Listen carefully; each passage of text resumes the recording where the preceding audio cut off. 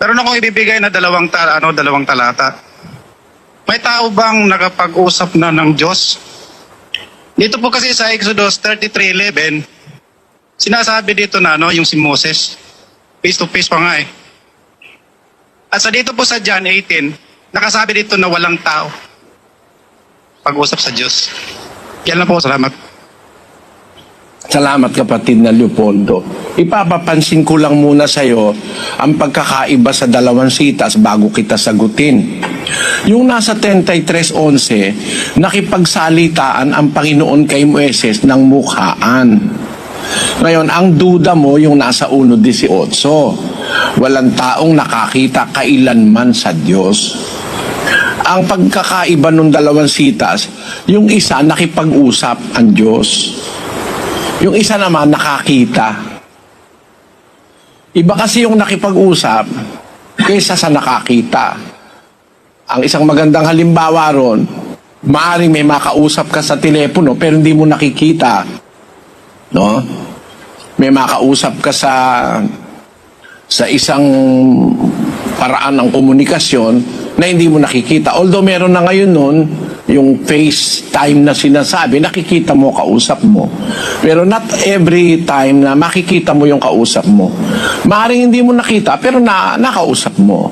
Maaring nakita mo, hindi mo naman nakausap. Yung dalawang talatang ibinigay mo, magkaiba ang content, kapatid. Doon sa 33:11 ng Exodo, sinasabing nakipagsalitaan ang Panginoon kay Moises, mukhaan, face to face, gaya ng isang taong nakikipagsalitaan sa kanyang kaibigan.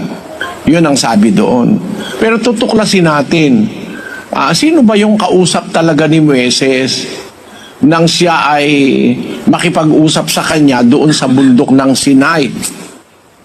Doon sa isang talata ng Exodo, kapatid, sa 6 versikulo 3, patuloy.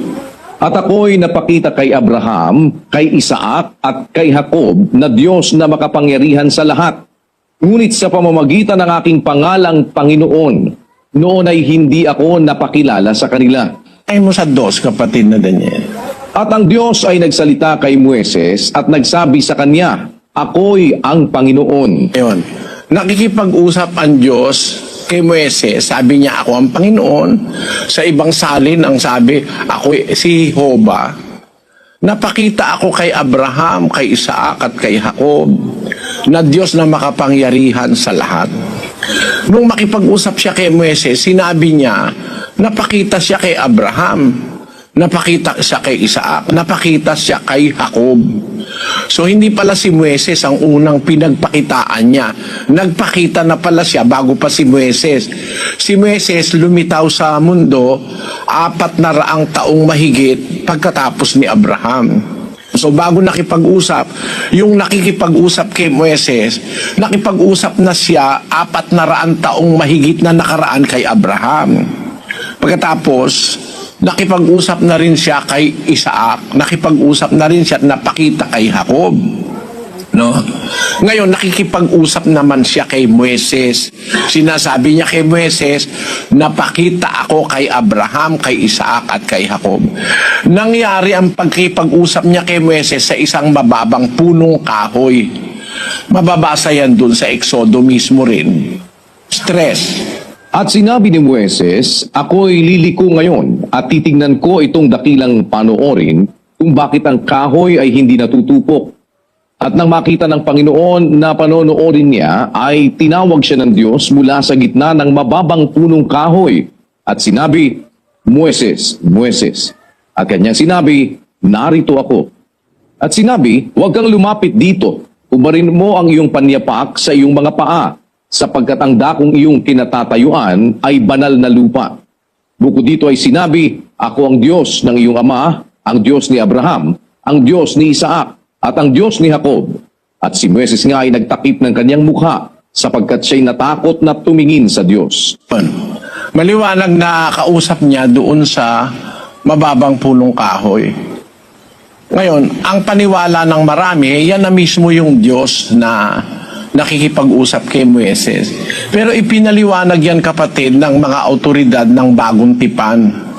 Nang dumating ang mga apostol at ang Panginoong Kristo, may sinabi si Kristo sa 5:37 ng Juan. At ang Ama na nagsugo sa akin ay siyang nagpatotoo tungkol sa akin. Kailanmay hindi ninyo narinig ang kanyang tinig, ni hindi man ninyo nakita ang kanyang anyo. Yan ang sabi ng Panginoong Hesus na galing mismo sa langit, ano? Sabi niya sa mga Hudyo, yung amang nagsugo sa akin, siyang nagpapatotoo tungkol sa akin.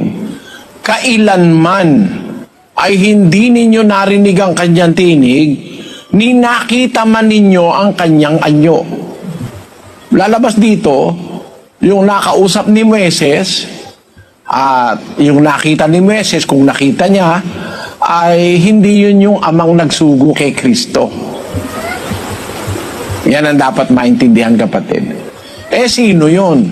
Sa paliwanag ng mga apostol at ng mga ebanghilista, ito ang ating mababasa sa isang talata ng Gawa sa Aklat ng Bagong Tipan. Ang sabi ganito, 7:30. At nang maganap ang 40 taon, ay napakita sa kanya ang isang anghel sa ilang ng bundok ng Sinai, sa ningas ng apoy, sa isang mababang punong kahoy. At nang makita ito ni Moises, ay nanggilalas sa tanawin, at nang siya'y lumapit upang pagmasdan, ay dumating ang isang tinig ng Panginoon. Ako ang Diyos ng iyong mga magulang, ang Diyos ni Abraham at ni Isaac at ni Jacob. At si Moises ay nanginig at hindi nangahas tumingin. At sinabi sa kanya ng Panginoon, alisin mo ang mga pangyapak sa iyong mga paa, sapagkat ang dakong kinatatayuan mo ay lupang banal. Totoong nakita ko ang kapigatian ng aking bayang nasa Ehipto, at narinig ko ang kanilang hibik, at ako'y bumaba upang sila'y iligtas. At ngayon halika, susuguin kita sa Ehipto. Ang Moises na ito na kanilang itinakwil, na sinasabi, sino ang sayo'y naglagay na puno at hukom, ay siyang sinugo ng Diyos na maging puno at tagapagligtas sa pamamagitan ng kamay ng anghel na sa kanya'y napakita sa mababang punong kahoy. Ayun, yung palang napakita kay Moises na nagpakilalang Diyos, anghel pala yun, yung napakita sa kanya sa mababang punong kahoy. Ang katunayan nun, sa 37. Ito yaong Moises na nagsabi sa mga anak ni Israel, palilitawin ng Diyos sa inyo ang isang propeta na gaya ko mula sa inyong mga kapatid. Ito yaong naroon sa iglesia sa ilang, nakasama ang anghel na nagsalita sa kanya sa bundok ng Sinai, at kasama ang ating mga magulang na siyang nagsitanggap ng mga aral na buhay upang ibigay sa atin. Ito yung Moises na naroon sa iglesia sa ilang, kasama ang anghel na nagsalita sa kanya sa bundok ng Sinai. So yung palang nagsalita sa kanya, napakita, anghel pala yun, kapatid. Kaya tama ang sabi ni Juan, dun sa 1:18 ng Juan. Basahin natin. Walang taong nakakita kailanman sa Diyos. Ang bugtong na anak na nasa sinapupunan ng Ama, siya ang nagpakilala sa Kanya. Ayon.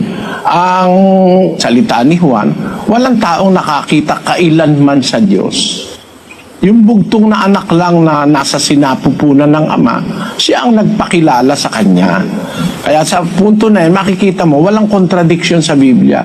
Dahil ang nakita ni Moises, hindi mismo yung Diyos, kundi isang anghel. Tama ang sabi ni Juan, tama ang sabi ni Kristo. Ang nagsugo sa akin, kailanman di nyo narinig ang kanyang tinig, ni nakita nyo man ang kanyang anyo. Naintindihan mo, kapatid? Salamat. Salamat din. Salamat sa iyong pagdalo.